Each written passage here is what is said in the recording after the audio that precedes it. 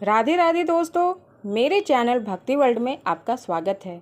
अगर अभी तक आप मेरे चैनल को सब्सक्राइब नहीं किए हैं तो प्लीज़ मेरे चैनल को सब्सक्राइब कीजिए, वीडियो को लाइक एंड शेयर ज़रूर कीजिए, साथ में बेल आइकन को दबाना नहीं भूलिए ताकि वीडियो का नोटिफिकेशन आप तक मिलता रहे।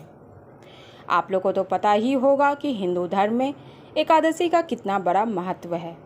सब व्रतों में एकादशी का व्रत सर्वोत्तम स्थान रखता है। हमारे शास्त्रों में भी पुरुषोत्तम मास की दोनों एकादशियों का विशेष महत्व है। इससे पिछले वीडियो में हम आप लोग को पद्मिनी एकादशी की कथा और उसके महत्व के बारे में बताए थे। इस बार हम आपको अधिक मास की कृष्ण पक्ष की एकादशी व्रत के बारे में बताने जा रहे हैं, जो परमा एकादशी के नाम से जाना जाता है। इस साल परमा एकादशी का व्रत 12 अगस्त 2023 को दिन शनिवार पड़ेगा। तो आइए जानते हैं परमा एकादशी की कथा और उसके महत्व क्या हैं। एक बार की बात है, अर्जुन ने कहा, हे कमल नयन, आपने शुक्ल पक्ष की एकादशी का विस्तार पूर्वक वर्णन कर मुझे सुनाया, अतः आप कृपा करके मुझे अधिक मास के कृष्ण पक्ष की एकादशी का क्या नाम है, इसमें किस देवता का पूजन किया जाता है तथा इसके व्रत से किस फल की प्राप्ति होती है तथा उसकी विधि क्या है, इन सब के बारे में बताएं। श्री भगवान कृष्ण बोले, हे अर्जुन, अधिक मास के कृष्ण पक्ष में जो एकादशी आती है वह परमा एकादशी कहलाती है। वैसे तो प्रत्येक वर्ष 24 एकादशियां होती हैं। अधिक मास या मल मास को जोड़कर वर्ष में 26 एकादशियां होती हैं। अधिक मास में 2 एकादशियां होती हैं, जो पद्मिनी एकादशी शुक्ल पक्ष तथा परमा एकादशी कृष्ण पक्ष के नाम से जानी जाती है। इसके व्रत से सभी पाप नष्ट हो जाते हैं तथा मनुष्य को इस लोक में सुख तथा परलोक में सद्गति की प्राप्ति होती है। इसका व्रत विधानानुसार करना चाहिए और भगवान विष्णु को धूप दीप नैवेद्य पुष्प आदि से पूजन करना चाहिए।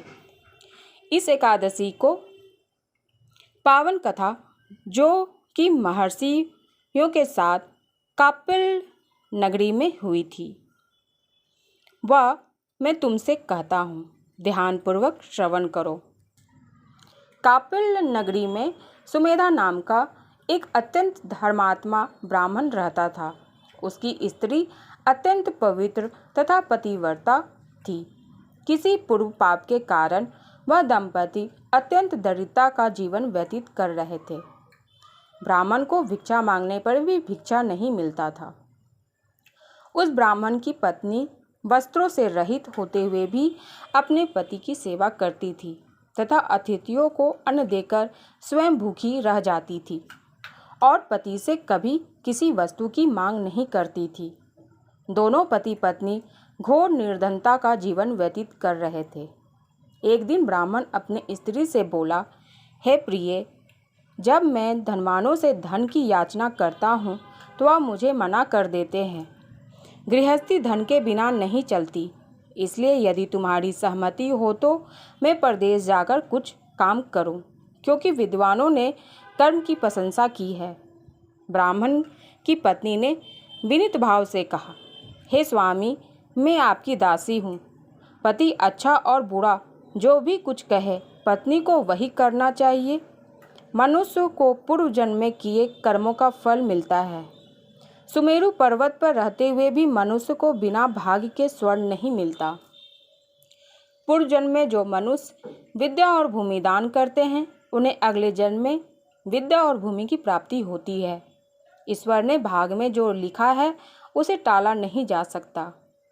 यदि कोई मनुष्य दान नहीं करता तो प्रभु उसे केवल अन्न ही देते हैं। इसलिए आपको इसी स्थान पर रहना चाहिए, क्योंकि मैं आपका विक्षोभ नहीं सह सकती। पति बिना स्त्री की माता पिता भाई और ससुर तथा संबंधी आदि सभी निंदा करते हैं। इसलिए हे स्वामी, आप कृपा कर आप कहीं ना जाएं। जो भाग्य में होगा वो यही प्राप्त हो जाएगा। स्त्री की सलाह मानकर ब्राह्मण परदेश नहीं गया।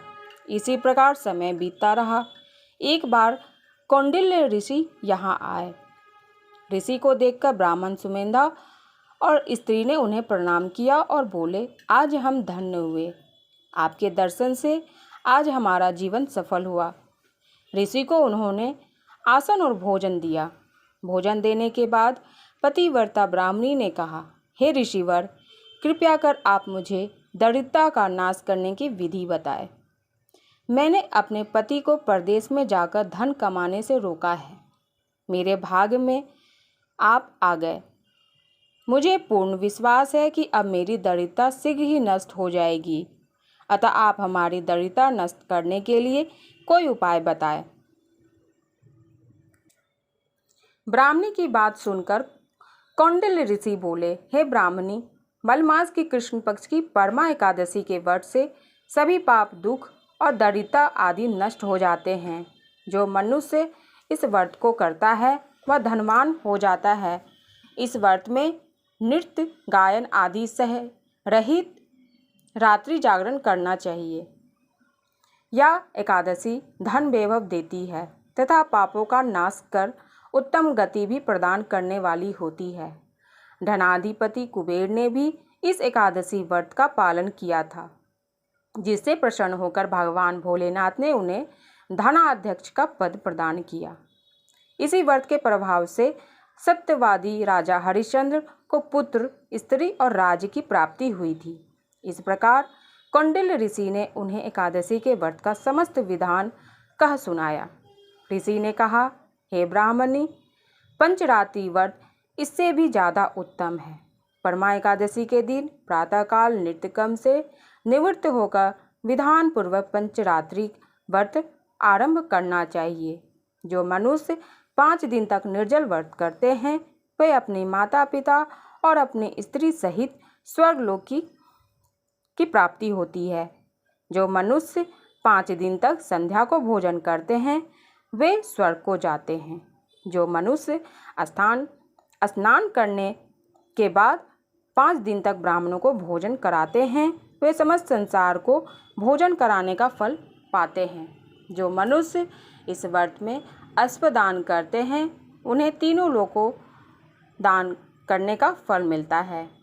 जो मनुष्य उत्तम ब्राह्मण को तिल दान करते हैं वे तिल की संख्या के बराबर वर्षों तक विष्णु लोक में वास करते हैं। जो मनुष्य घी का पात्र दान करते हैं वह सूर्य लोक को जाते हैं। जो मनुष्य 5 दिन तक ब्रह्मचर्य पूर्वक रहते हैं वे देवांगनाओं के साथ स्वर्ग को जाते हैं। हे ब्राह्मणी, तुम अपने पति के साथ इसी व्रत को धारण करो। इससे तुम्हें अवश्य ही सिद्धि और अंत में स्वर्ग की प्राप्ति होगी। कौंडिल्य ऋषि के वचनानुसार ब्राह्मण और उसकी पत्नी ने परमा एकादशी का 5 दिन का व्रत किया। व्रत पूर्ण होने पर ब्राह्मण की स्त्री ने एक राजकुमार को अपने यहाँ आते देखा। राजकुमार ने ब्रह्मा जी की प्रेरणा से एक उत्तम घर, जो कि सब वस्तुओं से संपूर्ण था, उन्हें रहने के लिए दिया। तदुपरांत राजकुमार ने आजीविका के लिए एक गांव दिया। इस प्रकार ब्राह्मण और उसकी स्त्री की गरीबी दूर हो गई और पृथ्वी पर काफ़ी वर्षों तक सुख भोगने के पश्चात पति पत्नी विष्णु लोक के प्रस्थान कर गए। यह थी अधिक मास की परमा एकादशी की कथा और उसके महत्व। ये वीडियो आपको कैसा लगा हमें कमेंट करके ज़रूर बताइएगा और साथ में वीडियो को शेयर भी कीजिएगा। मेरे चैनल को अभी तक आप चैनल को सब्सक्राइब नहीं किए हैं तो प्लीज़ मेरे चैनल को सब्सक्राइब कीजिए, वीडियो को लाइक एंड शेयर कीजिए और साथ में बेल आइकन को दबाना नहीं भूलिए। धन्यवाद।